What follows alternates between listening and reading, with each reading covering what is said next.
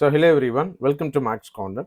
இந்த ஒரு கிளாஸில் குரூப் 4 ப்ராக்டிஸ் பூஸ்டர் அப்படிங்கிற ஒரு கோர்ஸில் இருந்து 8 ஃப்ரீ மாடல் டெஸ்ட் வந்து நம்ம கண்டக்ட் பண்ணுறோம்.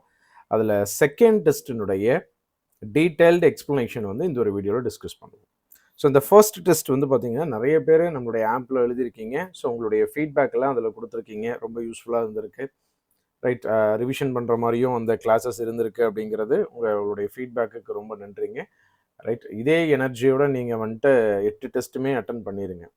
ரைட், ஒரு டெஸ்ட்டு 2 டெஸ்ட்டில் இருக்கக்கூடிய எனர்ஜி அடுத்து 8 வரைக்கும் இருக்குமா அப்படிங்கிறது டவுட்டு. அதனால் ஸோ ப்ராப்பராக நீங்கள் வந்துட்டு மேக்ஸ் ரிவைஸ் பண்ணணும் அப்படின்னு இதில் வந்துட்டு இந்த ஒரு 8 கிளாஸுமே ஃபாலோ பண்ணிடுங்க. 8க்கான எக்ஸ்ப்ளனேஷனுமே ஃபாலோ பண்ணிடுங்க. ரைட், அந்தந்த டேட்டில் எழுதிருங்க. நான் எதுக்காக சொல்ல வரேன் அப்படின்னா, கொஷின் பேப்பர் டவுன்லோட் பண்ணி வச்சுட்டு அப்புறம் எழுதலாம்னு நினச்சோம் அப்படின்னா டைம் பத்தாது. எப்படி இந்த ஃபஸ்ட் டெஸ்ட் ஃபுல் எனர்ஜியாக எழுதுனீங்களோ அதே எனர்ஜியை வந்துட்டு கடைசி ஜூலை 10 வரைக்குமே கொண்டு வந்துடுங்க. ரைட், ஸோ செகண்ட் டெஸ்ட்டினுடைய எக்ஸ்ப்ளனேஷன் வந்து பார்ப்போம். ஸோ செகண்ட் டெஸ்ட் வந்து பார்த்தீங்கன்னா 800 அப்படிங்கிற ஒரு அசலுக்கு ரேட் ஆஃப் இன்ட்ரெஸ்ட்டு 5%, என் வந்து பார்த்தீங்க அப்படின்னா 1 இயருக்கு சிம்பிள் இன்ட்ரெஸ்ட்டுக்கும் காம்பவுண்ட் இன்ட்ரெஸ்ட்டுக்கும் இருக்கக்கூடிய டிஃப்ரென்ஸ் என்னன்னு கேட்குறாங்க. ஸோ ஒரு வருஷத்தில் தனி வட்டிக்கும் கூட்டு வட்டிக்கும் இருக்கக்கூடிய வித்தியாசம் அப்படிங்கிறது கிடையாது. அதனால 0. மதிப்பாக சொல்லணும் அப்படின்னா அதனுடைய மதிப்பு 0. 0ங்கிறது ஆப்ஷனில் இல்லை. அதனால நன் ஆஃப் திஸ், இவற்றில் ஏதும் இல்லை அப்படிங்கிறத ஆன்சர். இதில் நீங்கள் தப்பாக என்ன புரிஞ்சிடக்கூடாது அப்படின்னா, ஒரு வருஷத்தில் சிம்பிள் இன்ட்ரெஸ்ட்டுக்கும் காம்பவுண்ட் இன்ட்ரெஸ்ட்டுக்கும் டிஃப்ரென்ஸ் கிடையாது அப்படிங்கிறத ரொம்ப மேலோட்டமாக கவனிச்சிடாதீங்க. ரைட், ஒரு முறை இன்ட்ரெஸ்ட் கால்குலேட் பண்ணும் பொழுது அந்த இடத்துல வருஷங்கிறது முக்கியம் கிடையாது. ஒரு முறை இன்ட்ரெஸ்ட் கால்குலேட் பண்ணும் பொழுது தனி வட்டிக்கும் கூட்டு வட்டிக்கும் வித்தியாசம் கிடையாது. வருஷத்துக்கு ஒரு முறை கால்குலேட் பண்ணுறாங்க அப்படிங்கும்பொழுது 2 வருஷத்தில் 2 முறை இன்ட்ரெஸ்ட் கால்குலேட் பண்ணுறாங்க. அதனால தான் இங்கே டிஃப்ரென்ஸ் அப்படிங்கிறது வந்திருக்கு. வித்தியாசம் புரிஞ்சுக்க முடியுதுங்களா? ரைட், கொஞ்சம் குழப்பற மாதிரி கூட இந்த மாதிரியான விஷயங்களை கேள்வியாக எக்ஸ்பெக்ட் பண்ணலாம். என்னன்னா, ஒரு உதாரணத்துக்கு சொல்கிறேன். இதே கான்செப்ட் ஒரு வருஷத்துக்கு, ஆனால் காம்பவுண்டட் ஆஃப் இயர்லி, அரை ஆண்டுக்கு ஒரு முறை வட்டி அசலுடன் கணக்கிடப்படுகிறது அப்படின்னு சொல்லியிருக்காங்க அப்படின்னா கண்டிப்பாக டிஃப்ரென்ஸ் இருக்கும். நான் சொல்கிற விஷயத்தை கவனிங்க. 800 ஒரு அசல் 5% ரேட் ஆஃப் இன்ட்ரெஸ்ட்ல ஒரு வருஷத்துக்கு தனி வட்டிக்கும் கூட்டு வட்டிக்கும் வித்தியாசம் என்னங்கிறது கேள்வி.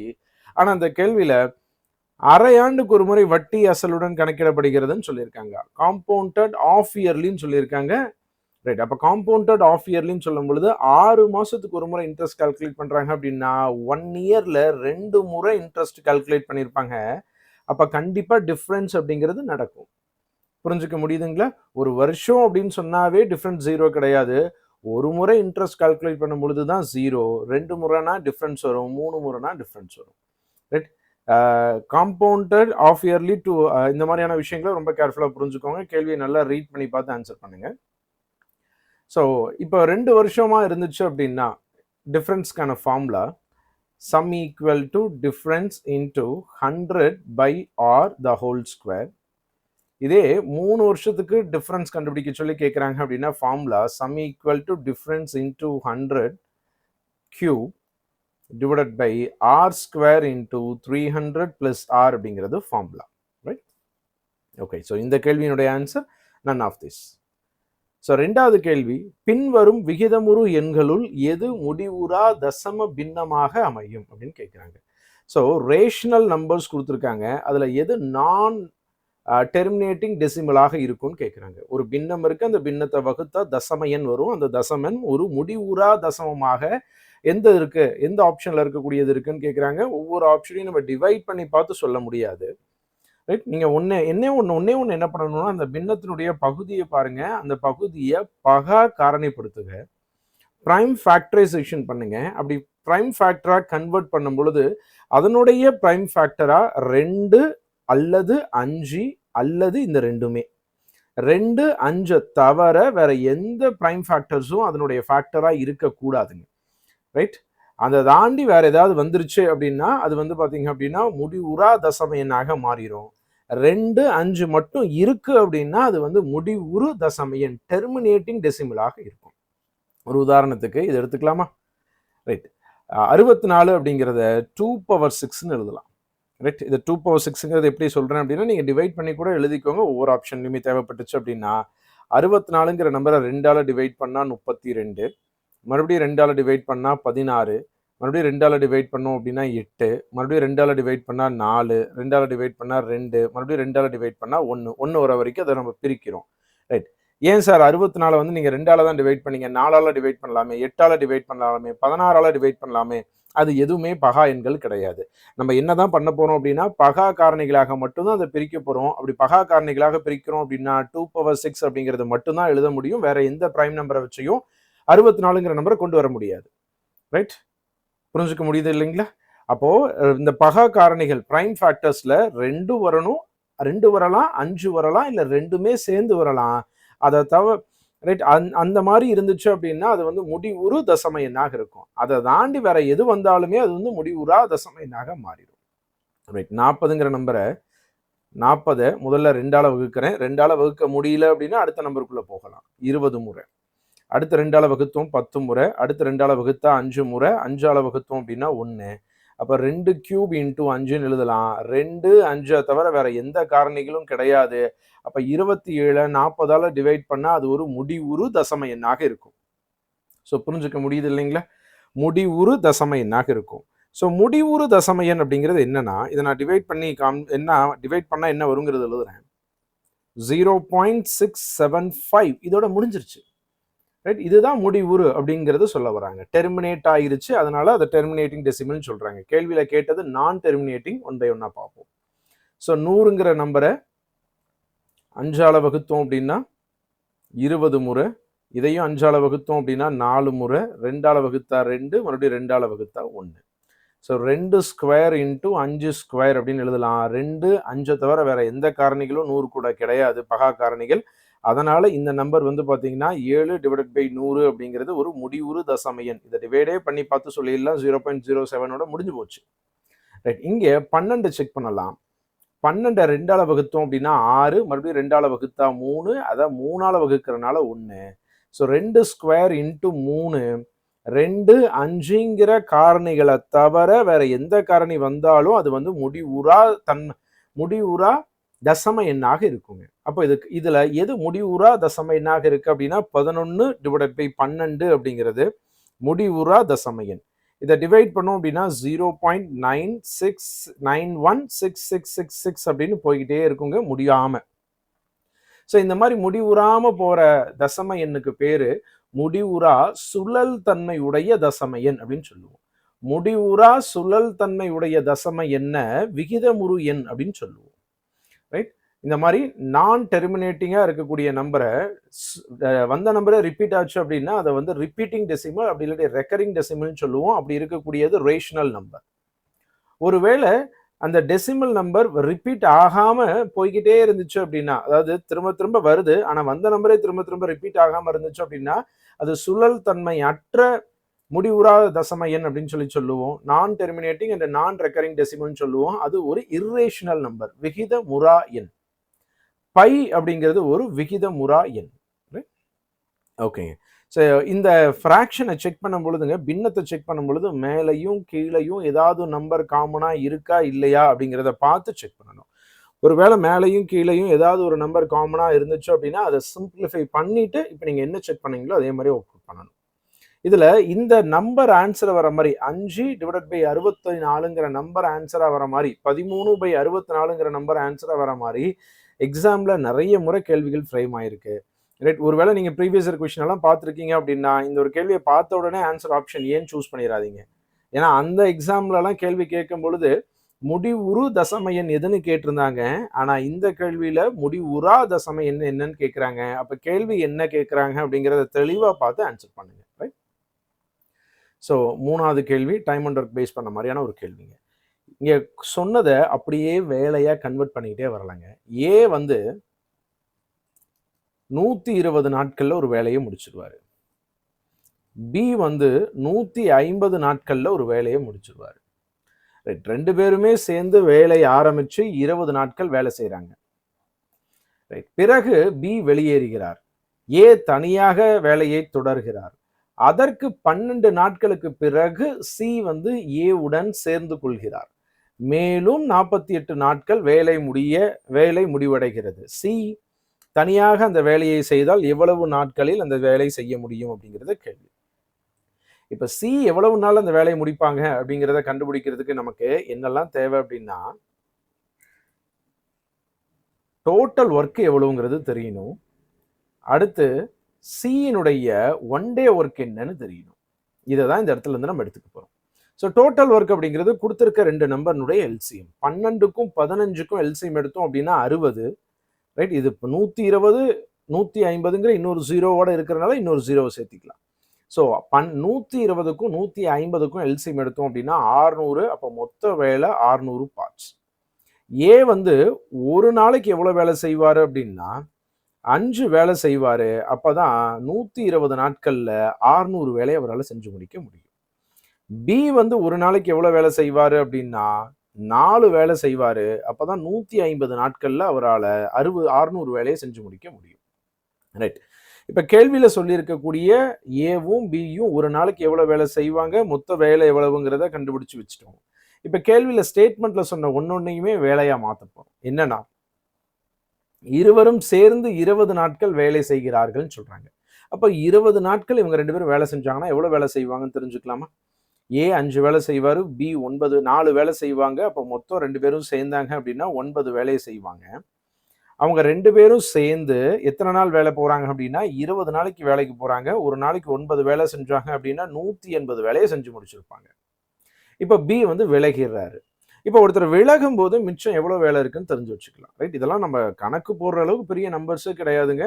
இதில் புரியாத அளவுக்கு ஒன்றும் இருக்க போகிறது கிடையாது. நான் சொல்கிறத ப்ராப்பராக ஃபாலோ பண்ணிக்கிட்டே வந்தீங்க அப்படின்னா ரொம்ப சிம்பிளாக புரிஞ்சுக்கிற ஒன்று தான். மொத்த வேலை 600. ஒரு நாளைக்கு இவங்க 2 பேரும் சேர்ந்தாங்கன்னா 9 வேலை செய்வாங்க. 20 நாள் வேலைக்கு போனாங்கன்னா 180 வேலை செய்வாங்க. இப்போ பி போயிட்டாரு. அப்போ மிச்சம் இன்னும் எவ்வளோ வேலை இருக்குன்னு தெரிஞ்சு வச்சுக்கலாம். 600 வேலையில் 180 வேலை முடிஞ்சிருச்சு. இன்னும் மிச்சம் 420 வேலை இருக்கு. இந்த 420 வேலையை யார் பண்ண போறாரு அப்படின்னா ஏ தான் செய்ய போறாரு. ஏன்னா பி போயிட்டாரு. 12 நாளைக்கு அப்புறம் தான் சி வந்து சேர போறாரு. அப்ப அந்த 12 நாள்ல ஏ எவ்வளவு வேலை செஞ்சிருப்பாருன்னு தெரிஞ்சுக்கலாமா, ரைட். இப்ப ஏ வந்துட்டு ஒரு நாளைக்கு 5 வேலை செய்வாரு. அந்த மாதிரி 12 நாள் வேலைக்கு போனாருன்னா 60 வேலை செய்வாரு. இந்த 60 வேலை 420 வேலையில செஞ்சுட்டு இருந்திருப்பாரு. இப்போ மறுபடியும் சி வர போறாரு. அப்ப புதுசா இன்னொருத்தர் வரும்போது இன்னும் எவ்வளவு வேலை மிச்சம் இருக்குன்னு தெரிஞ்சு வச்சுக்கலாம். 420 வேலை இருந்துச்சு. அதுல 60 வேலையை ஏ மட்டுமே 12 நாள் போய் செஞ்சுட்டாரு. மீதி 360 வேலை இருக்கு. இந்த 360 வேலை யாரு செய்ய போறாங்க அப்படின்னா ஏவும் சியும் சேர்ந்து செய்ய போறாங்க. இப்ப ஏவும் சியும் சேர்ந்து 360 வேலையை எவ்வளவு நாட்கள்ல முடிச்சிருக்காங்கன்னு கேள்வியில சொல்லியிருக்காங்க. 48 நாட்கள்ல. அப்ப 48ஆல ஒரு நாளைக்கு அவர் செய்யக்கூடிய வேலை 2 பேரும் சேர்ந்து 7.5 வேலையை செய்யறாங்க, ரைட். நமக்கு தெரியும் ஏ வந்து 5 வேலை செய்யறாரு. அப்ப இந்த 7.5 வேலையில ஏ 5 வேலை செஞ்சுட்டாரு. அப்ப பி மீதி 2.5 வேலையை செஞ்சிருப்பாரா?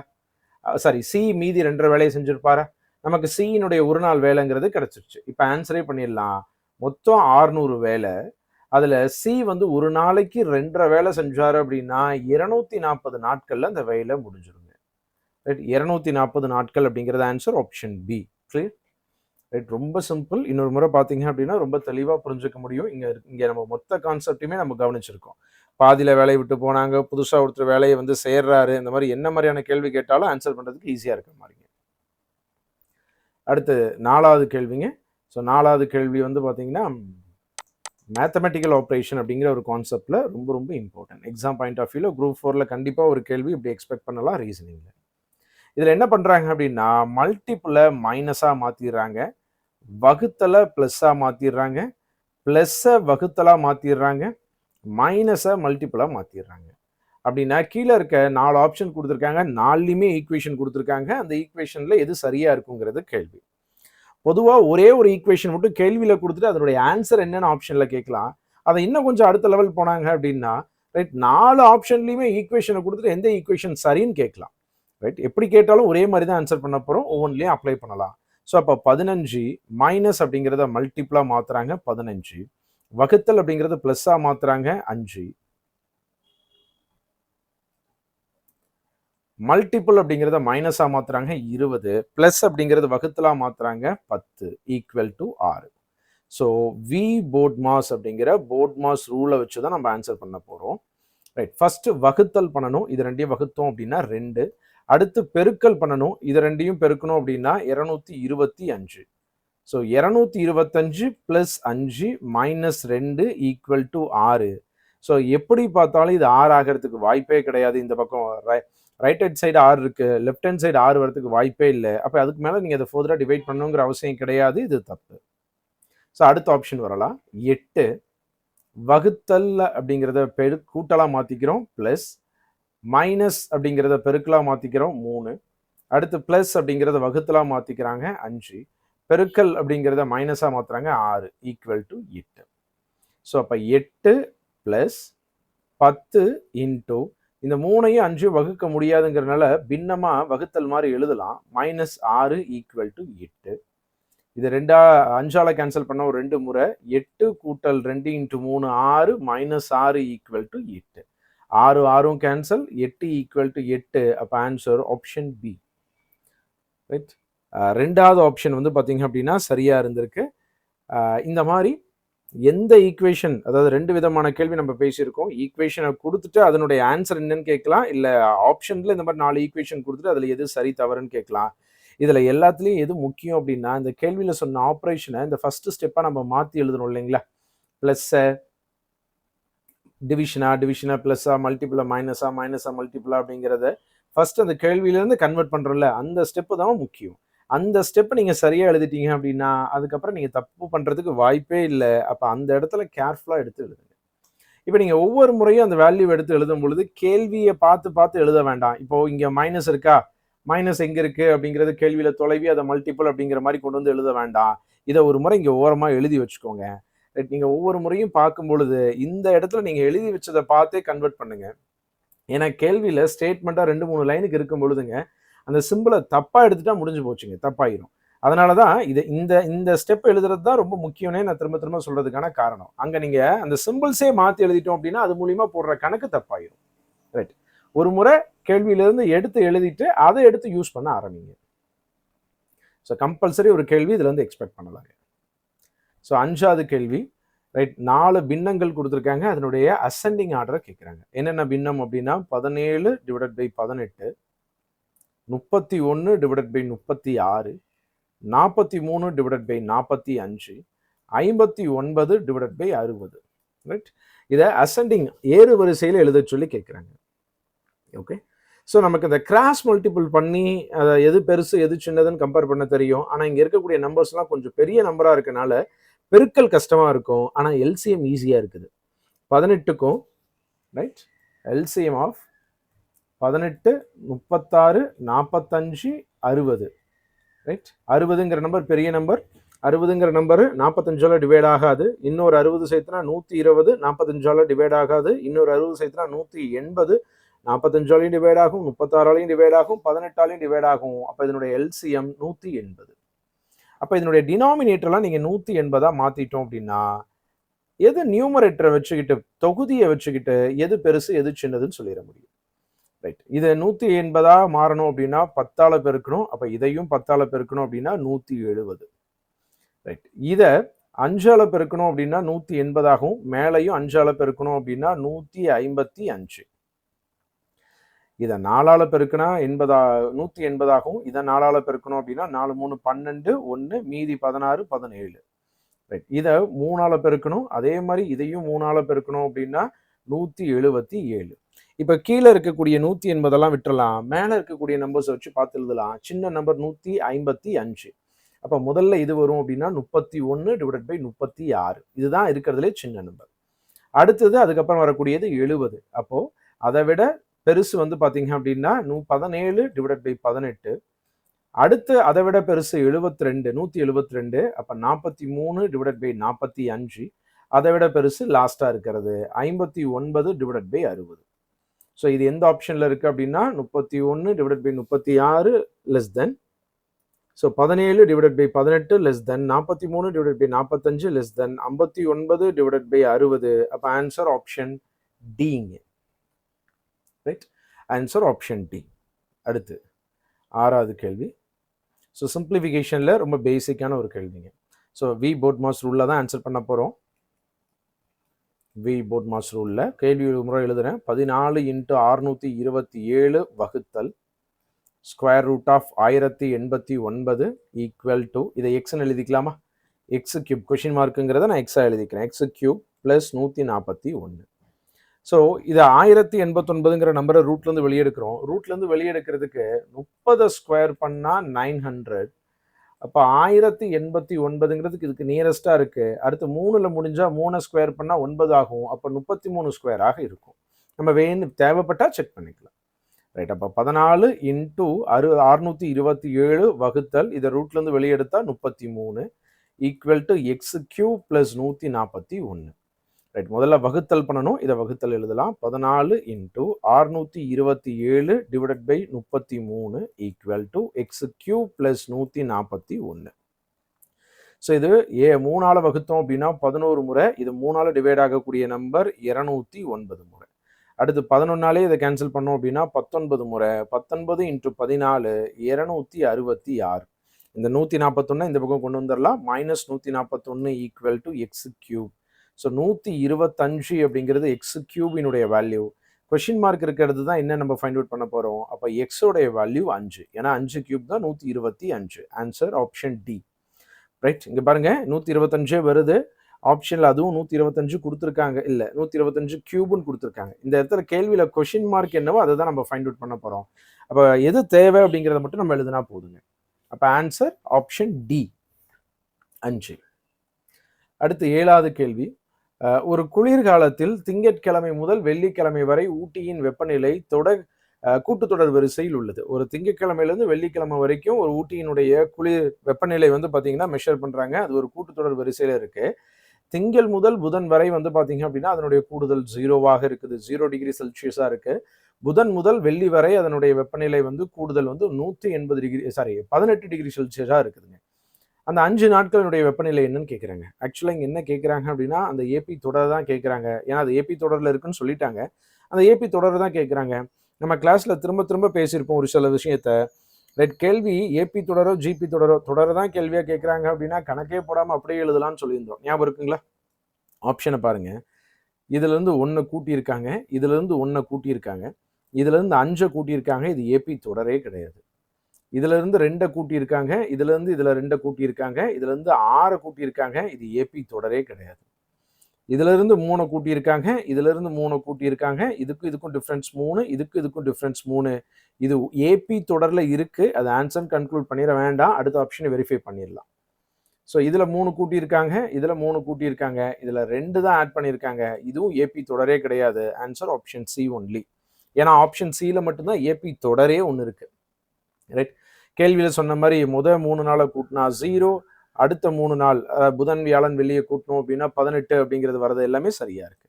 ஏன்னா இங்கே 18 வர மாதிரி தான் ஆப்ஷன்ஸ் கொடுத்துருக்காங்க. ரைட், அப்போ 18 வருது அப்படிங்கிறத வச்சு ஆன்சர் பண்ணிடக்கூடாது. என்ன தேவை அப்படின்னா அது ஒரு ஏபி தொடராக இருக்கணும். ஏபி தொடரில் இந்த கண்டிஷனை சாட்டிஸ்ஃபை பண்ணுற மாதிரி இருக்கணும்.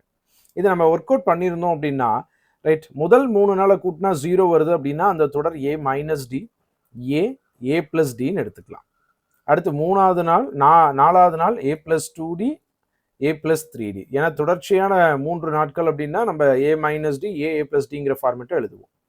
இப்போ முதல் 3 நாளைக்கு கூடுதல் நான் எழுதுறேன். A minus D plus A plus D equal to 0ன்னு கேள்வியில் சொல்லியிருக்காங்க. டியும் கேன்சல், 3a ஈக்குவல் டு 0ன்னு தெரிஞ்சுக்கிட்டோம். அடுத்து புதன் வியாழன் வெள்ளியை ஆட் பண்ணோம் அப்படின்னா ஏ பிளஸ் ரைட் அப்படியே ஆட் பண்ணி எழுதுறேன். 3a இருக்கு, 3a டி ஆட் பண்ணோம் அப்படின்னா 3 2 6d ஈக்குவல் டு 18ன்னு கேள்வியில் சொல்லியிருக்காங்க. 3a உடைய மதிப்பு 0 நமக்கு தெரியும். Plus 6d equal to 18. 6d 18 அப்படின்னா டியோடைய வேல்யூ 3. ஸோ டியோடைய வேல்யூ 3 இந்த ஃபார்மேட்டில் அப்ளை பண்ணால் அந்த தொடரையே கண்டுபிடிச்சிட முடியுமா? ஏவுடைய மதிப்பு 0 மைனஸ் 3, அடுத்து 0 ரைட், அடுத்தது 0 பிளஸ் 3, அடுத்து 0 பிளஸ் 2 இன்ட்டு 3, அடுத்து 0 பிளஸ் 3 இன்ட்டு 3. அதுதான் -3 0 3 6 9ங்கிற தொடர். இவ்வளவு கணக்கு போடணுங்கிற அவசியம் கிடையாது. நம்ம திரும்ப திரும்ப சொல்ற அதே விஷயம் தான். உங்களுடைய கேள்வி ஏபி தொடர்லையோ ஜிபி தொடர்லையோ கேட்குறாங்க அப்படின்னா ஆப்ஷன்ல 100% ஒரே ஒரு ஏபி தொடர், ஒரே ஒரு ஜிபி தொடர் தான் இருக்கும். மோர் தென் ஒன் ஆப்ஷன் ஏபி தொடர்லையோ ஜிபி தொடர்லையோ இருந்துச்சு அப்படின்னா மட்டும் நீங்க என்ன பண்ணா போதும், கண்டிஷனுக்குள்ள செக் பண்ணா போதுங்கிறத நம்ம பேசியிருப்போம் கிளாஸ்ல. அடுத்து 8வது கேள்வி. ரைட், இந்த மாதிரியான ஒரு கேள்வி குரூப் 4 எக்ஸாமில் எதிர்பார்க்கலாம். ரொம்ப சிம்பிளான கேள்வி தான், பெரிய டிஃபிகல்ட்டெல்லாம் கிடையாது. இப்படி ஒரு கேள்வி வரலாங்கிறத தெரிஞ்சுக்கோங்க. ஸோ எக்ஸ் இஸ் டு ஒய்யினுடைய மதிப்பு 5:2. அப்போ எக்ஸோடைய வேல்யூ 5, ஒய்யோடைய வேல்யூ 2. ஒரு ஈக்குவேஷன் கொடுத்துருக்காங்க, அதில் எடுத்து சப்ஸ்டியூட் பண்ணி சொன்னால் போதுங்க. 8x plus 9y is to 8x plus 2y. So 8 into 5 plus 9 into 2 is to 8 into 5 plus 2 into 2. So 40 plus ஒரு 18 is to 40 plus ஒரு 4. 58 is to 44. 2ஆல சிம்பிளிஃபை பண்ணா 29 is to 22. So answer option C 29 is to 22. So next 9வது கேள்விங்க. So 9வது கேள்வியில் ஒரு blood relation base பண்ண மாதிரியான ஒரு கேள்வி. அதில் நிறைய சிம்பிள்ஸ் கொடுத்துருக்காங்க, ஒவ்வொரு சிம்பிளுக்கும் ஒவ்வொரு ரிலேஷன் சொல்லியிருக்காங்க. அடுத்தது ஒரு ஈக்குவேஷன் கேள்வியில் கொடுத்துருக்காங்க. அந்த ஈக்குவேஷன்ல இருந்து என்னுடைய வேல்யூ 20ன்னு சொல்லியிருக்காங்க, ஹெச்சோடைய வேல்யூ 40ன்னு சொல்லியிருக்காங்க. What is a probable age of O? ஓக்கு என்ன வயசு இருக்கலாம் அப்படிங்கிறது கேள்வி. ஸோ தமிழில் என்னின் வயது 20, ஹெச்சின் வயது 40, ஓவின் வயது என்னன்னு கேட்குறாங்க. ஓவினுடைய வயது அப்படிங்கிறது இந்த இடத்துல டைரக்டாக நம்மளால கண்டுபிடிக்க முடியாது. ஓகே, இதுதான் வயசுன்னு சொல்லிட முடியாது. ஸோ இங்கிலீஷில் ப்ராபபிள் ஏஜ் ஆஃப் அப்படின்னு சொல்லியிருக்காங்க. அப்போ இந்த இடத்துல தமிழில் ஓவின் வயது என்னவாக இருக்கலாம், ஓவின் வயது என்னவாக இருக்கலாம் அப்படிங்கிறது மட்டும்தான் நம்மளால சொல்ல முடியும். எக்ஸாக்டா ஓக்கு என்ன வயசுங்கிறது சொல்லிட முடியாது. ரைட், இங்க செக் பண்ணலாம். ஸோ ஹெச்சுக்கும் எம்முக்கும் என்ன தொடர்பு அப்படின்னா ஸ்டார் சொல்லியிருக்காங்க. முதல்ல ஸ்டார்னா இங்க என்னன்னு பார்க்குறோம். P is the husband of Q அப்படின்னு சொல்லியிருக்காங்க. அப்போ H is the husband of M. அப்போ ஹெச் அப்படிங்கிறவங்க எம்மினுடைய ஹஸ்பண்ட்னு சொல்லியிருக்காங்க. அப்போ இவர் மேலு, எம் அப்படிங்கிறது ஒரு ஃபீமேல். இவங்க 2 பேரும் ஹஸ்பண்ட் அண்ட் ஒய்ஃப். அடுத்து எம்முக்கும் ஓக்கும் இருக்கக்கூடிய ரிலேஷன் பார்க்குறோம். Copyright simple. காப்பிரைட் சிம்பிள் அப்படிங்கிறது P is the parent of Q அப்படின்னு சொல்லியிருக்காங்க. அப்போ எம் வந்து ஓவினுடைய பேரண்ட். கரெக்ட். ஸோ எம் வந்து ஆல்ரெடி ஹெச்சும் எம் ஹஸ்பண்ட் அண்ட் ஒய்ஃப். அவங்க வந்து எம் அப்படிங்கிறவங்க ஓவினுடைய பேரண்ட்னு சொல்லியிருக்காங்க. அப்போ ஓவினுடைய அம்மா தான் எம். ஓகே, பெற்றோர் சொல்லியிருக்காங்க. ஓகே, அடுத்து ஓக்கும் என்னுக்கும் என்ன தொடர்பு அப்படின்னா டாலர் சிம்பிள் சொல்லியிருக்காங்க. டாலர் சிம்பிள் அப்படிங்கிறது P is the elder then Q அப்படின்னு சொல்லியிருக்காங்க. ஓ அப்படிங்கிறவங்க என்னை விட பெரியவங்கன்னு சொல்லியிருக்காங்க. அப்போ ஓக்கு கூட பிறந்தவங்க என்னன்னு ஒருத்தங்க இருக்காங்க. ரைட், அவங்களுக்கு எம்முமே தான் வந்து பேரண்டா இருக்க போறாங்க. அப்போ ஓங்கிறவங்க என்னை விட எல்டர் பெரியவங்கன்னு சொல்லியிருக்காங்க. அதனால அந்த பெரியவங்கிறது தெரிஞ்சுக்கிறதுக்காக நான் அந்த ஆரோ சிம்பிளை யூஸ் பண்ணியிருக்கேன். அடுத்தது ஹேஷ்டேக் என்னுக்கும் எம்முக்கும். ஹேஷ்டேக் அப்படிங்கிறது என்னன்னா P is the son of Q. அப்போ N is the son of M. N வந்து பார்த்தீங்க அப்படின்னா எம்மினுடைய பையன் சொல்லியிருக்காங்க. ஓகே, அடுத்து ரைட், எல்லாமே முடிஞ்சு. ரைட், ஓகே, எல்லா இதுவுமே முடிச்சு ஃபேமிலி ட்ரீயை ட்ரா பண்ணிட்டோம். இப்போ இந்த கேள்வியில் அடுத்து என்ன சொல்லியிருக்காங்க அப்படின்னா எண்ணுக்கு வயசு 20ன்னு சொல்லியிருக்காங்க, ஹெச்சுக்கு வயசு வந்து 40ன்னு சொல்லியிருக்காங்க. அதாவது ஓக்கு கூட பிறந்த தம்பி, ஏன்னா ஓ தான் பெரிய ஆளு, ஏன்னா என்னை விட ஓங்கிறது பெரிய ஆளுன்னு சொல்லியிருக்காங்க, எல்டர்ன்னு சொல்லியிருக்காங்க. அப்போ ஓவினுடைய தம்பிக்கு 20 வயசு, ஓவினுடைய அப்பாவுக்கு 40 வயசு. ஓக்கு என்ன வயசாக இருக்குங்கிறது கேள்வி. 40 வயசுக்கும் 20 வயசுக்கும் நடுவுல தான் ஓ இருப்பாரு அப்படிங்கிறது உங்களால புரிஞ்சுக்க முடியுதா? இந்த இடத்துல எக்ஸாக்டா ஓக்கு இவ்வளவுதான் வயசு அப்படிங்கிறது நம்ம சொல்றதுக்கு தேவையான டேட்டா கேள்வியில எதுவுமே கிடையாது. அப்ப ஓக்கு என்ன வயசு இருக்கலாம் அப்படிங்கிறத நம்ம பார்க்க போறோம். ஓக்கு ஒவ்வொரு ஆப்ஷனா பார்க்கலாம். 17 வயசு இருக்குமா? கண்டிப்பா கிடையாது. ஏன்னா ஓவினுடைய தம்பிக்கே 20 வயசு, எப்படி ஓக்கு 17 வயசு இருக்கும்? வாய்ப்பே இல்லை. ரைட், 15 வயசாகவும் இருக்க வாய்ப்பு இல்லை, 23 வயசா இருக்க வாய்ப்பு இருக்கு. அடுத்த ஆப்ஷனையே பார்க்கலாம். 45 வயசா இருக்க வாய்ப்பு இல்லை. ஏன்னா ஓவினுடைய அப்பாக்கே 40 வயசு தான். ஓவினுடைய அப்பாக்கே 40 வயசு தான் ஆகுது. அப்போ ஓவினுடைய ஓக்கு 45 வயசு இருக்க வாய்ப்பு இல்லை. அப்போ ஒரே ஒரு பாசிபிள் ஆப்ஷன் சி, 23 வயசு இருக்கலாம். ரைட், ஒருவேளை உங்களுக்கு இப்போ தோணலாம், சார் ஒருவேளை 24 வயசு ஆப்ஷன்ல இருந்திருந்தா அது சரியா? ஒருவேளை அப்படி இருந்துச்சு அப்படின்னா அப்படி இருக்கிறதுக்கான வாய்ப்பே கிடையாது. என்ன காரணம் அப்படின்னா ஓவினுடைய வயசு சரியா உங்களால சொல்லவே முடியாது.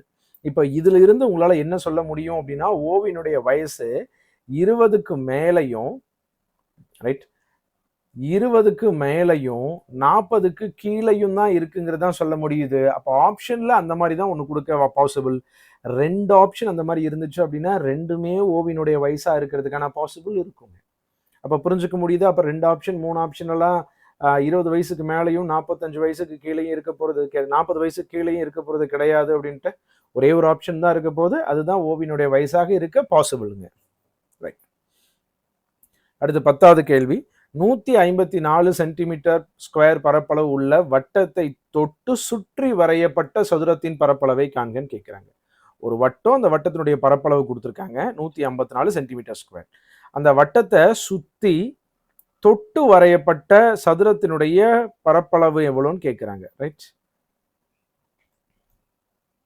அதை சுத்தி வரையணும், ஆனால் அதை தொட்டுக்கிட்டு வரையணும் அப்படின்னா அதனுடைய பக்கங்கள் அதில் டச் ஆகிட்டு இருக்க மாதிரி வரையணுங்க.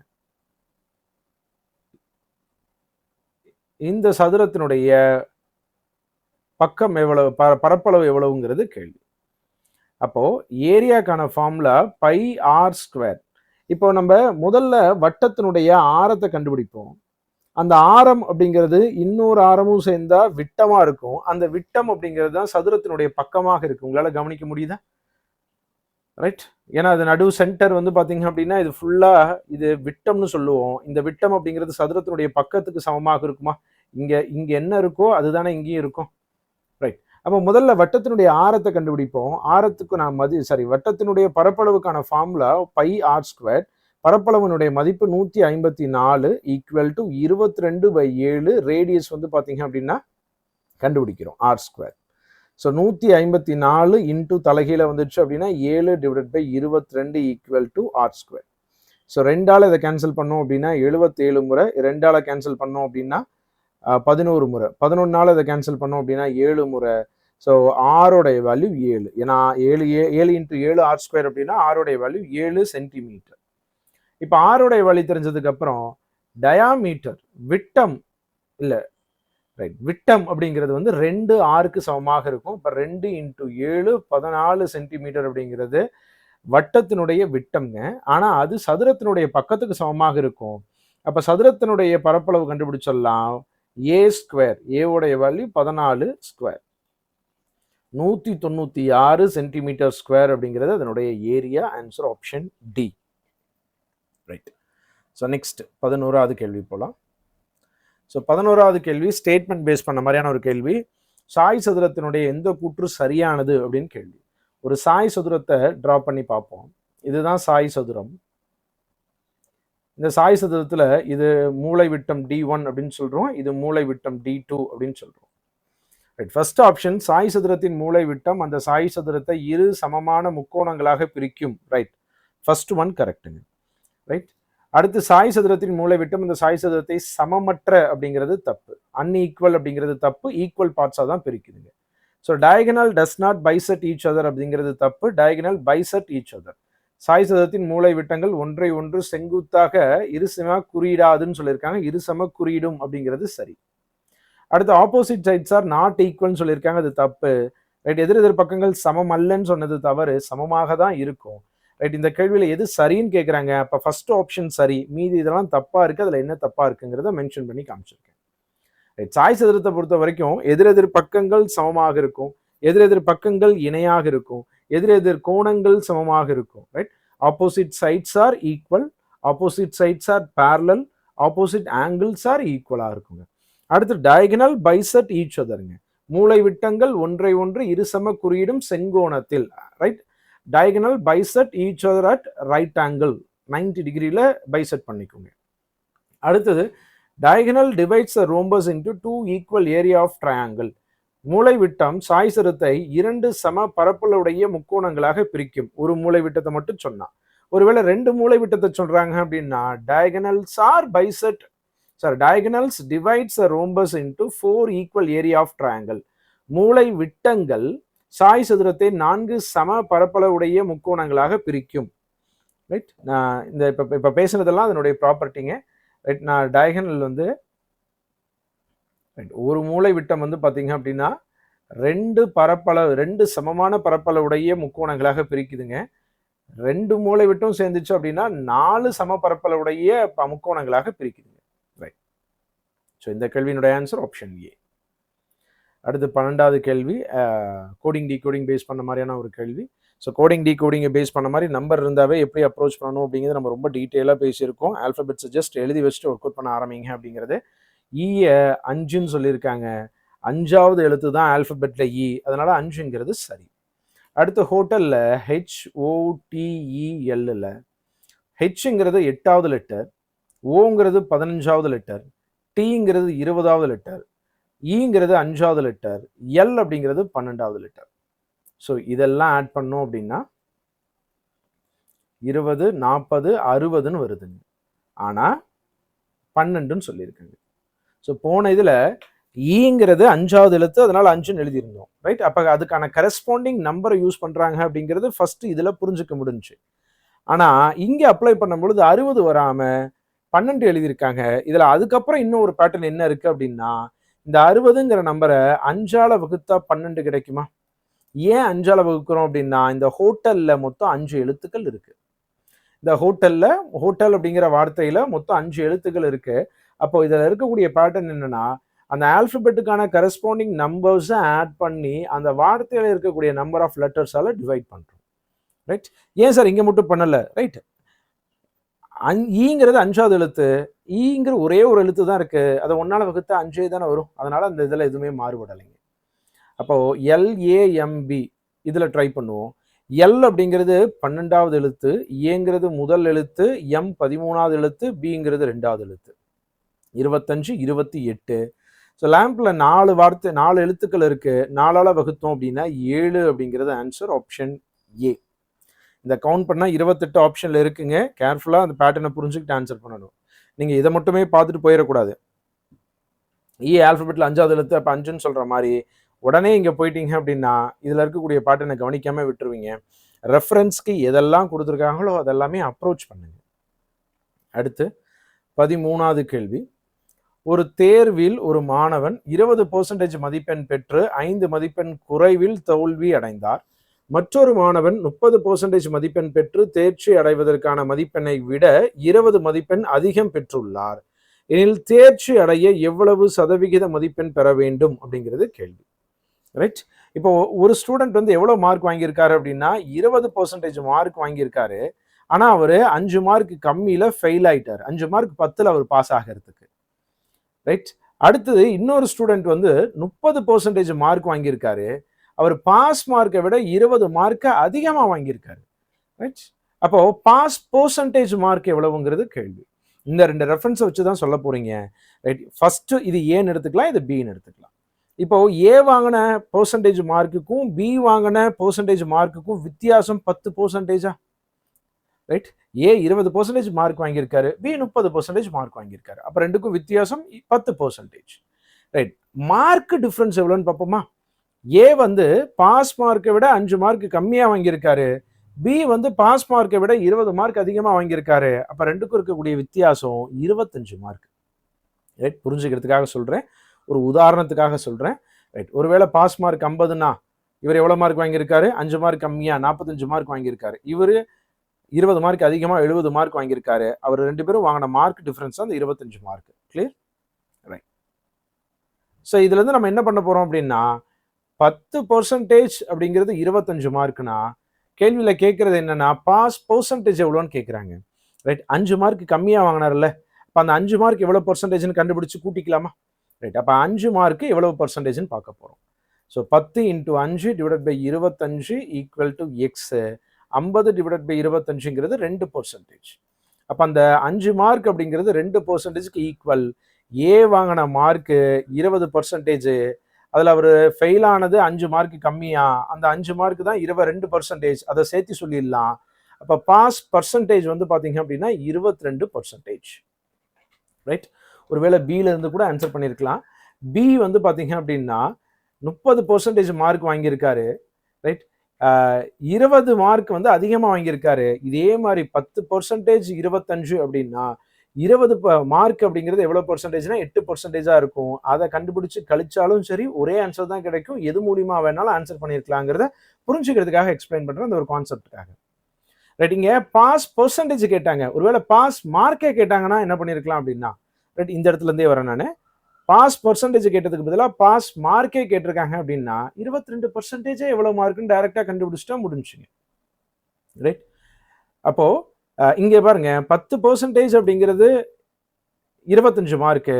ஏ 20% வாங்கியிருக்காரு, அப்போ 50 மார்க் வாங்கியிருக்காரு. அந்த 5 மார்க் கம்மியா ஃபெயில் ஆனாரு, 5 மார்க் சேர்த்துனா 55 மார்க். பாஸ் மார்க் 22% அப்படிங்கிறது எவ்வளவு மார்க் அப்படின்னா 55 மார்க்குங்க. ரைட். இங்க பில இருந்து கூட சொல்ல முடியும் 10% 25 மார்க் அப்படின்னா 30% அப்படிங்கிறது 75 மார்க்கு. அதுல 20 மார்க் அதிகமா வாங்கியிருக்காரு, அந்த 20 மார்க்கை கழிச்சிட்டோம் அப்படின்னா 55 மார்க் அப்படிங்கிறது பாஸ் மார்க். ரைட். ஓகே, ரொம்ப டீட்டெயிலாக இந்த ஒரு கான்செப்ட் எக்ஸ்பிளைன் பண்ணியிருக்கேங்க. ஸோ இந்த ஒரு கேள்வியில் பாஸ் மார்க் கேட்டாலும் சரி, பாஸ் பர்சன்டேஜ் கேட்டாலும் சரி, ஏ எவ்வளோ வாங்கினாரு, பி எவ்வளோ வாங்கினாரு, எதை கேட்டாலும் சரி, எதை கேட்டாலும் பதில் சொல்றதுக்கு இந்த 10% அப்படிங்கிறது 25 மார்க்குங்கிறது நமக்கு எழுத தெரிஞ்சாதான் அதுக்கப்புறம் அதை ஒர்க் அவுட்டே பண்ண முடியுங்க. ரைட். 14வது கேள்வி, ஒரு நேர்வட்ட உருளையினுடைய வளைபரப்பு. ரைட். நேர்வட்ட உருளை அப்படின்னா ஒரு சிலிண்டரினுடைய வளைபரப்பு வந்து பாத்தீங்க அப்படின்னா சிஎஸ்ஏ கேள்வியில கொடுத்துருக்காங்க 704. அதனுடைய ஹைட் வந்து பாத்தீங்க அப்படின்னா 8 சென்டிமீட்டர். அதனுடைய வால்யூமை லிட்டர்ல கேட்குறாங்க. ஸோ அப்போ முதல்ல சிஎஸ்ஐல இருந்து ரேடியஸ் கண்டுபிடிப்போம். ஏன்னா வால்யூம்கான ஃபார்முலால பை ஆர் ஸ்கொயர் ஹெச்ல ஆர் நமக்கு வேணும். சிஎஸ்ஐக்கான ஃபார்முலா 2 பை ஆர் ஹெச் அப்படிங்கிறது தான் 704. ஸோ 2 இன்ட்டு பையோடைய வேல்யூ 22/7, ரேடியஸ் கண்டுபிடிக்க போகிறோம். ஹைட் வந்து பார்த்தீங்க அப்படின்னா 8 ஈக்குவல் டு 704. ஸோ 6 மட்டும் ஒரு பக்கம் வச்சுட்டு மீதி எல்லாம் இந்த பக்கம் கொண்டு போகலாம். 704 into 7 divided by 2 into 22 into 8. Right. So 2ஆல் கேன்சல் பண்ணோம் அப்படின்னா 352. 11ஆல் கேன்சல் பண்ணோம் அப்படின்னா இது 2 முறை. இதை 11ஆல் கேன்சல் பண்ணோம் அப்படின்னா 32. மறுபடியும் 2ஆல் கேன்சல் பண்ணோம் அப்படின்னா 16. 8ஆலேயே கேன்சல் பண்ணிட்டோம் அப்படின்னா 2. ரேடியஸ் அப்படிங்கிறது 2 இன்ட்டு 7 14 சென்டிமீட்டர் எடுத்து இங்கே யூஸ் பண்ணிக்கலாம். ஸோ 22/7, ரேடியஸ் வந்து 14 சென்டிமீட்டருங்கிறனால 14 இன்ட்டு 14 ஆர் ஸ்கொயருக்காக, ஹைட் வந்து 8. ஸோ 7ஆல் அதை கேன்சல் பண்ணோம் அப்படின்னா 2 முறை. ஸோ 44 இன்ட்டு 14 இன்ட்டு 8 மல்டிபிள் பண்ணோம் அப்படின்னா 4928 என்ன யூனிட்ல இருக்கும் அப்படின்னா சென்டிமீட்டர் கியூபில் இருக்கும். ஆனால் கேள்வி லிட்டர்ல கேட்குறாங்க. அப்போ லிட்டருக்கான கன்வர்ஷன் நமக்கு தெரிஞ்சிருக்கணும். 1 லிட்டர் அப்படிங்கிறது 1000 சென்டிமீட்டர் கியூபுக்கு சமமாக இருக்கும். 1 லிட்டர் அப்படிங்கிறது 1000 சென்டிமீட்டர் கியூபுக்கு சமமாக இருக்கும். அப்போ 4928 சென்டிமீட்டர் கியூபை 4928 1000ஆல் டிவைட் பண்ணிட்டோம் அப்படின்னா அது லிட்டருக்கு கன்வெர்ட் ஆயிரும். அப்போ வால்யூம் வந்து 4.928 லிட்டர் அப்படிங்கிறது ஆன்சர். ரைட். முதல் மாடல் டெஸ்ட்லையும் இந்த கன்வர்ஷன் நான் கொடுத்து வந்திருக்கேன். 2வது மாடல் டெஸ்ட்லையும் கன்வர்ஷன் கொடுத்துருக்கேன். இந்த கன்வர்ஷன் அப்படிங்கிறது ரொம்ப இம்பார்ட்டன்ட். ஸோ ஃபர்ஸ்ட்லேயே ரொம்ப டீட்டெயிலாக அதை பற்றி நம்ம பேசியிருப்போம். இப்போ இந்த 2வது டெஸ்ட்டில் அதை பற்றி ரொம்ப டீட்டெயிலாக பேசணுங்கிற நீட் இருக்காதுன்னு நினைக்கிறேன். ஏன்னா அதுலேயே ரொம்ப டைம் ஸ்பெண்ட் பண்ணி நம்ம அதை பேசியிருந்திருக்கோம். ஸோ அப்போ ஆன்சர் 4.928 லிட்டர் அப்படிங்கிறது ஆன்சர் ஆப்ஷன் பி.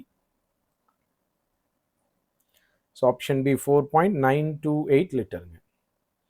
அடுத்து 15வது கேள்வி, ஒரு குறிப்பிட்ட தொகை 15 வருடங்களில் இரட்டிப்பாவதற்கு எளிய வட்டி விகிதம் என்ன அப்படின்னு கேட்குறாங்க. ஒரு குறிப்பிட்ட தொகை எஸ்ஐ ஃபார்மேட்ல PNR/100 கான்செப்ட்ல எழுதியிருக்கோம். இங்க பி கேள்வியில கொடுக்கல, என் கொடுத்துருக்காங்க, 15 வருஷம், ஆர் கேட்குறாங்க. இந்த டபுள் ஆகுது ட்ரிபிள் ஆகுதுங்கிற கான்செப்டே என்னன்னா, ரைட், என் கொடுத்து ஆர் கேட்பாங்க, இல்லாட்டி ஆர் கொடுத்து என் கேட்பாங்க. அதுதான் கான்செப்டே. இந்த இடத்துல அசலும் இதுவும் தேவையே கிடையாது. கொடுத்ததை எப்படி எழுதிக்க போறோம் அப்படின்னா இரட்டிப்பாகுது, டபுள் ஆகுதுன்னு சொல்லியிருக்காங்க. ரைட். ஒரு காசு டபுள் ஆகுது அப்படின்னா, ரைட், அதுல அசல் அப்படிங்கிறது ஒரு பி ஆக இருந்துச்சு அப்படின்னா வட்டி அப்படிங்கிறது இன்னொரு பி. அப்போ ஒரு பியை கழிச்சிடலாம். 2 மடங்குல ஒரு மடங்கு அசல், இன்னொரு மடங்கு மட்டும்தான் வட்டி. இது வட்டிக்கான ஃபார்முலா அப்படிங்கிறதுனால வெறும் பி மட்டும் எழுதிக்கலாம். அசல் போல் 2 மடங்குங்க. ரைட். அப்போ 2 மடங்கு ஆகும்போது ஒரு மடங்குங்கிறது அசலை கழிச்சிடலாம். அடுத்தது வட்டிங்கிறது ஒரு மடங்கு, அப்போ ஒரு பி. ஸோ ஒரு பி, இந்த பியும் கேன்சல் ஆயிடுச்சு. அப்போ 100 divided by 15 equal to R. 5ஆல் கேன்சல் பண்ணும், 20 டிவைடட் பை 3. 20 3ஆல் வகுத்தோம் அப்படின்னா 6 முறை 18, மீதி 2/3 பர்சன்டேஜ். ஆன்சர் 6 2/3% அப்படிங்கிறது ரேட் ஆஃப் இன்ட்ரெஸ்ட்டுங்க. இந்த டபுள் ட்ரிபிள் அப்படிங்கிற கான்செப்ட் ரொம்ப சிம்பிளான விஷயம் தாங்க. அடுத்து 16வது கேள்வி, ஒரு குறிப்பிட்ட தொகையானது 3 ஆண்டுகளில் 6500 ஆகவும் 1.5 வருஷத்தில் 5750 ஆகவும் இருக்கு அப்படின்னா ரெண்டுக்கும் வித்தியாசம் 1.5 வருஷத்துல 750 ரூபாங்கிறது அதிகரிச்சிருக்கு. வருஷம் அதிகரிக்கக்கூடியது வட்டியாக இருக்கும். அப்ப வட்டி தான் 750 ரூபா. 1.5 வருஷத்துக்கு 750 ரூபா வட்டி ஃபார்முலால போட்டாலும் சரி, இல்லை டைரக்டாவே நம்மளால சொல்ல முடியும். அப்போ ஒரு வருஷத்துக்கு 500 ரூபா வட்டியா, அரை வருஷத்துக்கு 250 ரூபா, 750 ரூபாங்கிறது 1.5 வருஷமா. அப்போ 3 வருஷத்தினுடைய வட்டி இதுல கழிச்சாலும் சரி, 1500 ரூபாவை கழிச்சா 5000 ரூபாங்கிற அசல் கிடைக்கும். இல்ல 1.5 வருஷத்தினுடைய வட்டி 750 ரூபாய் இதுல கழிச்சோம் அப்படின்னா 5000 ரூபாங்கிற அசல் கிடைக்குங்க. ரைட், 5750 ரூபாங்கிறது 1.5 வருஷத்துல அசலும் வட்டியும் சேர்ந்தது. அதுல 1.5 வருஷத்தினுடைய வட்டி 750 ரூபாய் கழிச்சிட்டோம் அப்படின்னா 5000 ரூபாங்கிறது அசல். ஒரு வருஷத்துக்கு 500 ரூபா அப்படிங்கிறது வட்டினா 500 ரூபா 5000த்துல எவ்வளவு பர்சன்டேஜ் அப்படின்னா ரேட் ஆஃப் இன்ட்ரெஸ்ட்ங்கிறது நமக்கு கிடைச்சிடும். இந்த 2 ஜீரோக்கு இந்த 2 ஜீரோ, இந்த ஜீரோக்கு இந்த ஜீரோ கேன்சல் பண்ணிடலாம். அது அப்படியே கேன்சல் பண்ணோம் அப்படின்னா 10%. ஸோ அப்போ 2 கேள்வி இதில் கேட்டிருக்காங்க. அசல் 5000, rate of interest 10%. Answer option A. அசல் 5000ங்க, ரேட் ஆஃப் இன்ட்ரெஸ்ட் 10%. இது ரொம்ப இம்பார்ட்டண்டான ஒரு கான்செப்ட். எக்ஸாமில் ஒரு அமௌண்ட்டு இந்த ஒரு வருஷத்தில் இவ்வளவு, இன்னொரு வருஷத்தில் இவ்வளவுன்னு கொடுத்தாவே அதில் 2 கேள்வி மேக்ஸிமம் கேட்பாங்க. ஒன்று அசல் கேட்பாங்க, இன்னொன்று ரேட் ஆஃப் இன்ட்ரெஸ்ட் கேட்பாங்க. ரைட், 17வது கேள்வி ப்ராபபிலிட்டி பேஸ் பண்ண மாதிரியான ஒரு கேள்விங்க. ஸோ ப்ராபபிலிட்டியில் 3 காயினை டாஸ் பண்ணுறாங்க. 3 காயினை டாஸ் பண்ணால் என்னெல்லாம் கிடைக்கும்? 3லையுமே ஹெட்டு, டெய்லு, ஹெட்டுலேருந்து டெய்லுக்கு போகலாம். So head, tail, head, head. அடுத்து 3மே டெய்லு, ஹெட்டு, ஹெட்டு, டெய்லு. அப்போது என்ஆஃப்எஸ் அப்படிங்கிறது 8. இதில் என்ன கேட்குறாங்க அப்படின்னா, சரியாக 2 தலை அல்லது குறைந்தபட்சம் ஒரு பூ அல்லது அடுத்தடுத்து 2 தலைகள் கிடைப்பதற்கான நிகழ்தகவை காண்க அப்படின்னு 3 விஷயம் இருக்கு. அப்போ 3 விஷயத்துக்கான ஃபார்முலா என்ன எழுதுவோம்? P of A union B union C. ஏன்னா அல்லதுன்னு சொல்லியிருக்கனால யூனியன் ஃபார்முலா எழுதணும் அப்படின்னா, எக்ஸ்பேண்ட் பண்ணோம் அப்படின்னா P of A plus P of B plus P of C minus P of A intersection B minus P of B intersection C minus P of C intersection A plus P of A intersection B intersection C அப்படிங்கிறது formula. இதில் ஒன்று எழுதலாம். என்ன கொடுத்துருக்காங்க அப்படின்னா, சரியாக 2 தலை, exactly 2 heads. அப்போ சரியாக 2 தலையை நான் ஏன் எழுதிக்கிறேன்? இதில் எதெல்லாம் எக்ஸாக்டாக 2 ஹெட் இருக்குங்க? சரியாக 2 மட்டும் தான் இருக்கணும். ரைட், நான் இங்கே எழுதுகிறேன். ஹெட்டு டெய்லு, ஹெட்டு, அடுத்து டெய்லு, ஹெட்டு. இந்த மொத்தம் 3 இருக்கா? ரைட், 2 அது பி பார்க்குறேன். குறைந்தபட்சம் ஒரு பூ, ரைட், அட்லீஸ்ட் 1 டெய்ல் அப்படின்னு சொல்லியிருக்காங்க. அட்லீஸ்ட் 1 டெய்ல் அப்படின்னா குறைஞ்சது ஒரு டெய்ல் இருக்கலாம், அப்புறம் 2 இருக்கலாம், 3 இருக்கலாம். அதெல்லாம் நான் எழுதுறேன். முதல்ல ஒரு டெய்ல் இருக்கிறது ஹெட்டு டெய்லு, டெய்லு ஹெட்டு ஒரு டெய்ல். அடுத்து 2 டைல் இருக்கிறது எழுதுறேன். Tail head, tail. அடுத்து 3 டைல் இருக்கிறது எழுதுறேன். டெய்லு. ரைட், மேக்ஸிமம் எவ்வளோ வேணாலும் இருக்கலாம். இப்போ இந்த கேள்வியை பொறுத்த வரைக்கும் 3 வரைக்கும் இருக்கலாம். அதெல்லாம் எழுதிட்டேன். அடுத்து சிக்கான கான்செப்ட் எழுதுறேன். ரைட், அடுத்தடுத்து 2 தலைகள் கிடைப்பதற்கானது. அடுத்தடுத்து 2 தலைகள் அப்படின்னா, ரைட், இதில் 2 தலை, இதில் 2 தலை, இதில் 2 தலை கண்டினியூஸாக இருக்கா? ரைட், அப்போது ஹெட்டுங்கிறது ஒன்று. சார் அதில் 3 தலை இருக்கு, 3 தலை இருக்கு. கேள்வியில் சொன்ன அடுத்தடுத்து 2 தலைங்கிறது இருக்கு இல்லைங்களா? அதனால அதை எடுத்துக்க போகிறோங்க. ஹெட்டு டெய்லு, ஹெட்டு இந்த ஒரு 3. ரைட், இதில் ஏன் இதை எடுத்துக்கல அப்படின்னா, இதில் 2 தலை இருக்குது தானே அப்படின்னா, 2 தலை இருக்கு, ஆனால் தொடர்ச்சியே கிடையாது. ரைட், இந்த 3 கண்டிஷனையும் எழுதி வச்சுட்டு இப்போ செக் பண்ணோம் அப்படின்னா ரொம்ப ஈஸியாக ஆன்சர் பண்ணிட முடியும். ஃபர்ஸ்ட் ஒன் வந்து பார்த்தீங்க அப்படின்னா, சரியாக 2 தலை, ஏவை மட்டும் பாருங்க, 3 பாசிபிள் இருக்கு. அப்போ 3 டிவைடட் பை என்ஆஃப்எஸ் அப்படிங்கிறது 8 பிளஸ் பியில் குறைந்தபட்சம் ஒரு பூ. ரைட், பியை மட்டும் பார்த்தீங்க அப்படின்னா 7 பாசிபிள் இருக்கு. அப்போ 7 டிவைடட் பை 8. அடுத்தது அடுத்தடுத்து 2 தலைகள், சியை மட்டும் பார்த்தீங்க அப்படின்னா 3 பாசிபிள் இருக்கு. அப்போ 3/8 மைனஸ் அடுத்து என்ன சொல்லியிருக்காங்க அப்படின்னா, ஏ இன்டர்செக்ஷன் பி. ஏவையும் பியையும் என்ன பொதுவாக இருக்குங்கிறத பாருங்க. நான் டிக் பண்ணி காமிக்கிறேன். ஏலையும் பிலையும் என்ன பொதுவாக இருக்கு அப்படின்னா, இது 1 இருக்கு, இது 2 இருக்கு, இது 3 இருக்குது. அப்போ 3 விஷயம் இருக்குது. அப்போ 3/8 மைனஸ் பிலையும் சிலையும் என்ன காமனாக இருக்குது? பிலையும் சிலையும் என்ன காமனாக இருக்குது அப்படின்னா இது 1 HHT, இது 1 HHT, அடுத்து THH THH 2 இருக்குது. அப்போ 2/8 மைனஸ் சிலையும் ஏலையும் என்ன காமனாக இருக்குது?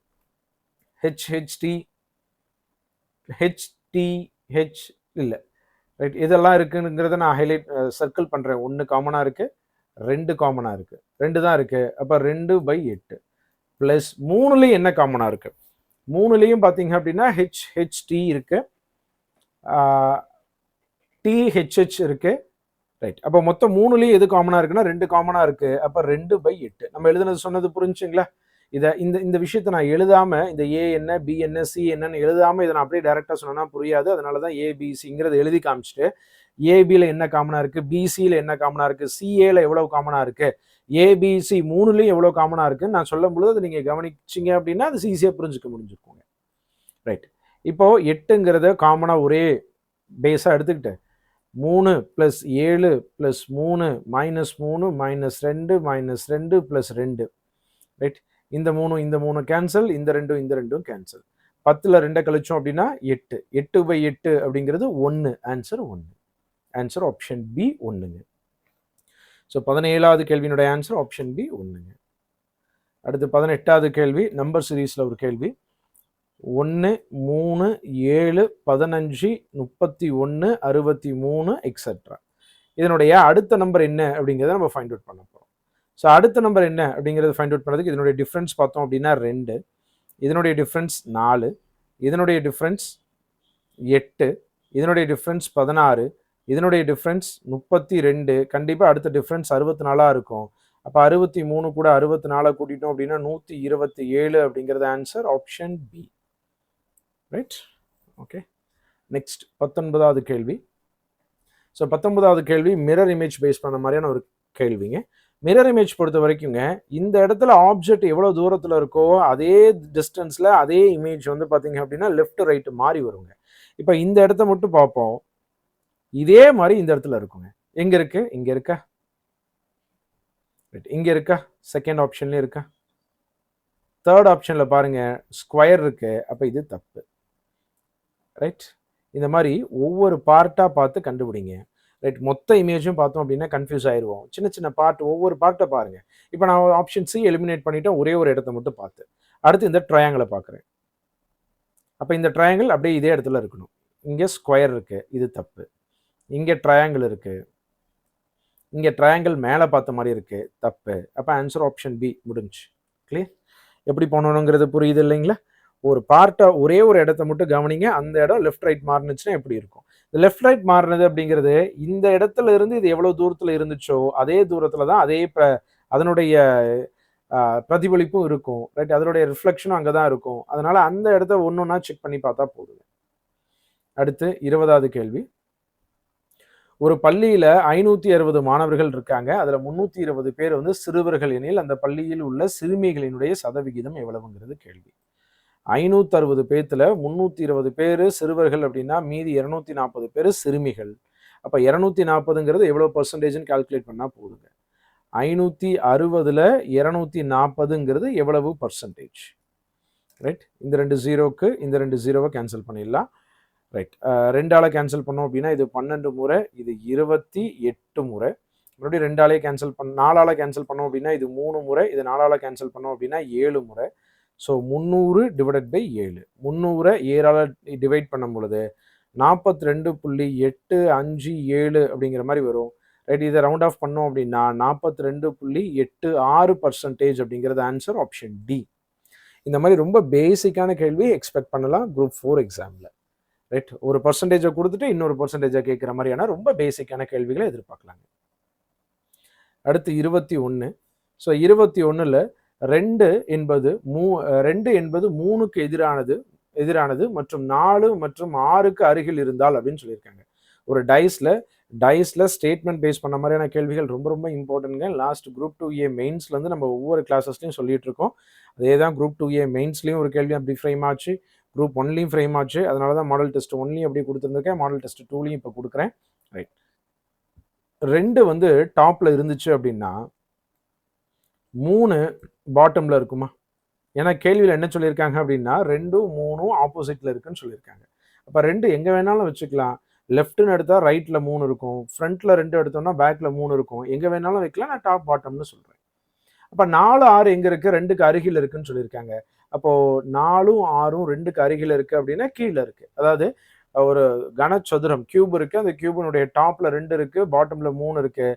அப்போ சுற்றி இருக்கக்கூடிய 4 பக்கங்கள் இருக்குது இல்லைங்களா? Front, left, right, back. அந்த 4ல் ஏதாவது 2 இடத்துல வந்து 4ம் 6ம் இருக்குது. இப்போ அந்த 4ம் 6ம் வந்துட்டு 4க்கு 6 பக்கத்தில் இருக்கா இல்லை ஆப்போசிட்டில் இருக்காங்கிற கேள்வியில் எந்த டேட்டாவும் இல்லை. இப்போ நீங்களே என்ன புரிஞ்சுக்கலாம் அப்படின்னா 4ம் 6ம் ஒன்னொன்றுக்கு அருகிலும் இருக்க வாய்ப்பு இருக்கு, எதிர்ப்புறத்துலையும் இருக்க வாய்ப்பு இருக்கு. ஆனால் எதில் உறுதியாக இருக்குங்கிறது சொல்லவே முடியாது இந்த டேட்டா மூலியமா. ரைட், ஆப்ஷனுக்குள்ள போகலாம். முதல் ஆப்ஷன்ல ரைட், நீங்க இன்னும் என்ன எழுதிக்கலாம்னா இன்னும் எத்தனை லெட்டர்ஸ், இன்னும் எத்தனை நம்பர்ஸ் இருக்குங்க? 1 வரணும், 5 வரணும். இந்த 1ம் 5ம் எங்க இருக்க போகுது? அதுவும் அந்த சுத்தி இருக்கக்கூடிய பக்கங்கள்ல தான் இருக்க போகுது. ஏன்னா சுத்தி 4 பக்கம் இருக்கு. லெஃப்ட், ரைட்டு, ஃப்ரண்ட், பேக், முன்பகுதி, பின்பகுதி, வலது, இடதுன்னு 4 இடம் இருக்குது. அதுல 4 6 2 இடத்துல வந்துருச்சுன்னா 1 5 மீதி 2 இடத்துல வரப்போகுது. ரைட், இங்க கவனிங்க. ஆப்ஷன் ஏல 1 வந்து 5க்கு ஆப்போசிட்னு சொல்லியிருக்காங்க. 1 வந்து 5க்கு ஆப்போசிட்ல இருக்குமா அப்படின்னா கண்டிப்பா தெரியாது. ஏன்னா 4 6 முதல்ல ஆப்போசிட்டா இருக்கா, பக்கத்துல இருக்கான்னு சொல்ல தெரியாது. அப்படி இருக்கும்பொழுது 1 5 அருகில இருக்குமான்னு சொல்ல முடியுமா? ஆப்போசிட்ல இருக்குமான்னு சொல்ல முடியுமா? சார் இருக்கலாமே, 1னுடைய ஆப்போசிட்டா 5 இருக்கலாம்ல. தாராளமா இருக்கலாம். ஆனா இருக்குங்கிற உறுதியான டேட்டாவை சொல்ல முடியாது. ஷியூரா இருந்தா மட்டும்தான் சொல்லணும். பாசிபிள் எல்லாம் இங்க கிடையாதுங்க. ரைட், அப்ப ஆப்ஷன் ஏங்கிறது தவறு. அடுத்து 4 வந்து 6க்கு ஆப்போசிட்ல இருக்குமா? கிடையாது. ஏன்னா முதல்லயே நம்ம அதை தான் கேள்வி ஆரம்பிக்கும் போதே பேசிட்டோம். 4 ரைட், இந்த பாசிபிள் வேணா நான் எழுதி காமிக்கிறேன்.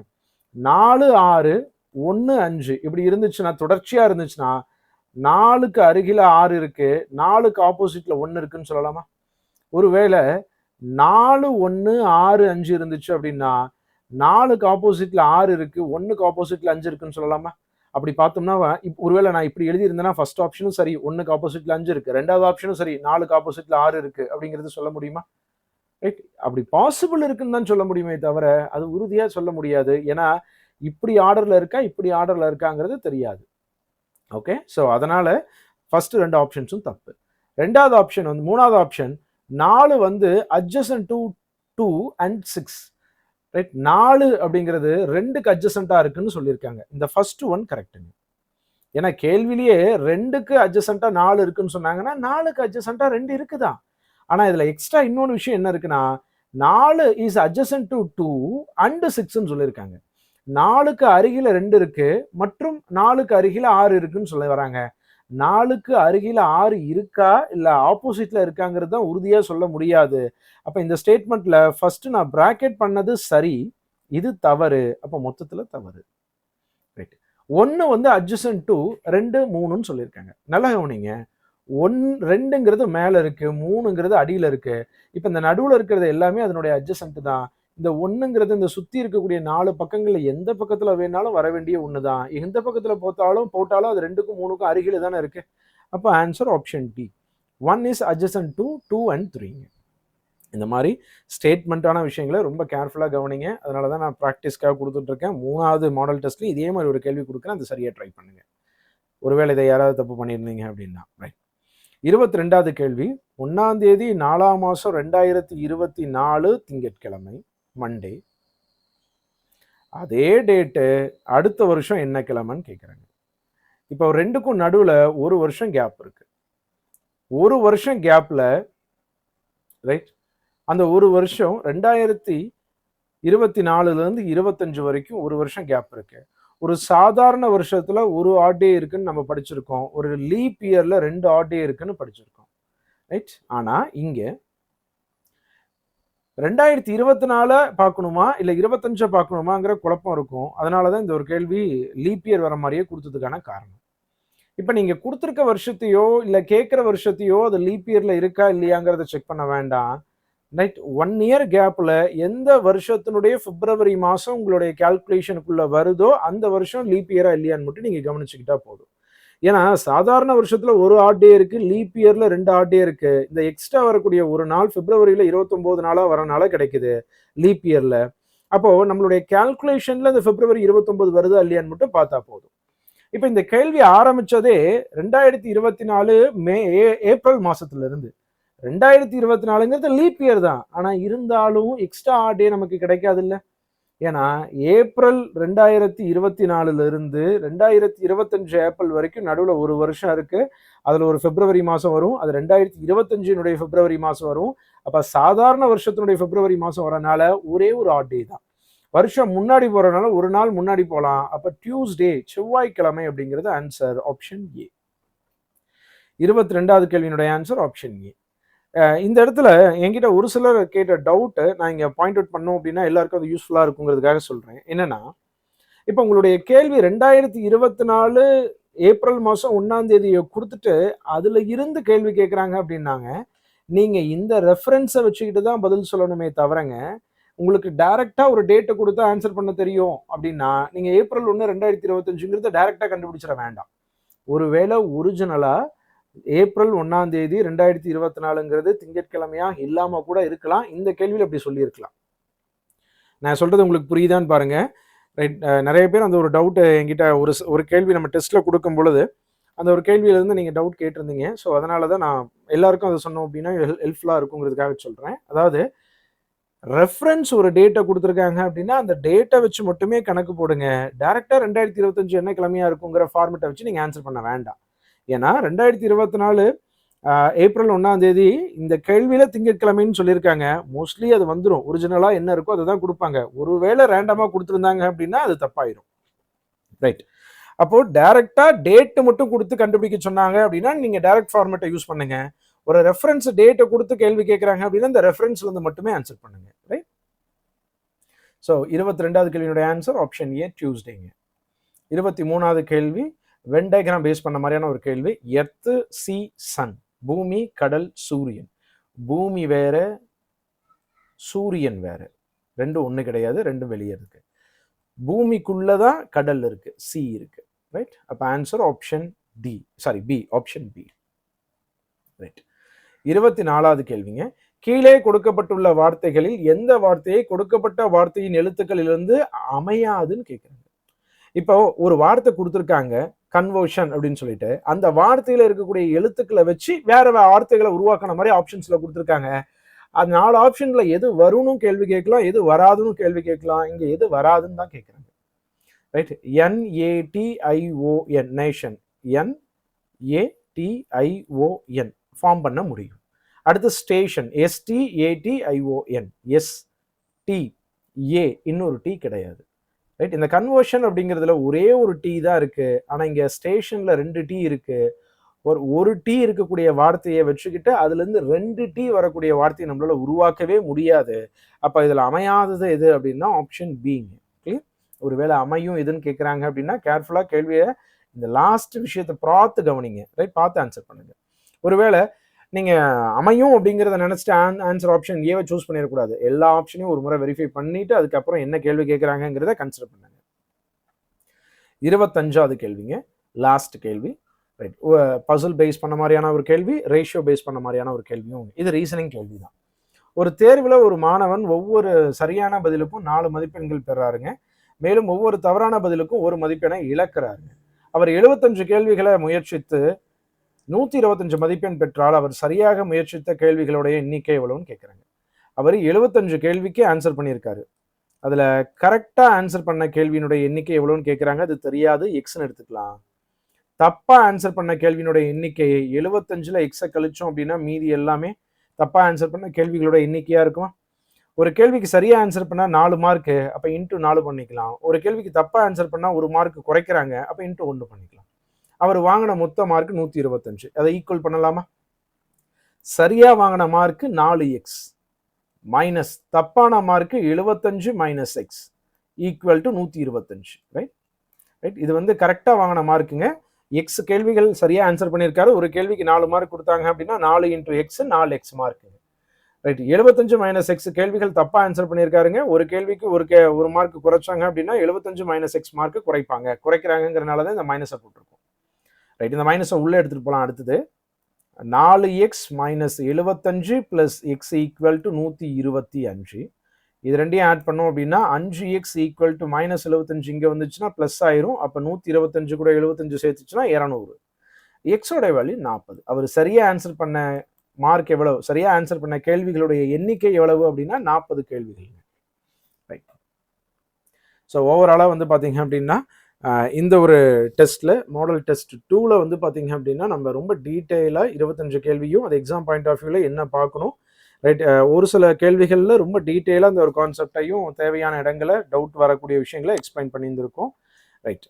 ஸோ ரொம்ப ப்ராப்பராக யூஸ் பண்ணுங்கள். அடுத்த டெஸ்ட்டு 26ஆம் தேதி மார்னிங் 10 o'clock வந்து நம்மளுடைய மேக்ஸ் கார்னர் ஆப்பில் அந்த டெஸ்ட் வந்து போஸ்ட் ஆயிரும். டெஸ்ட் அட்டன் பண்ணி பாருங்கள். தேங்க்யூ.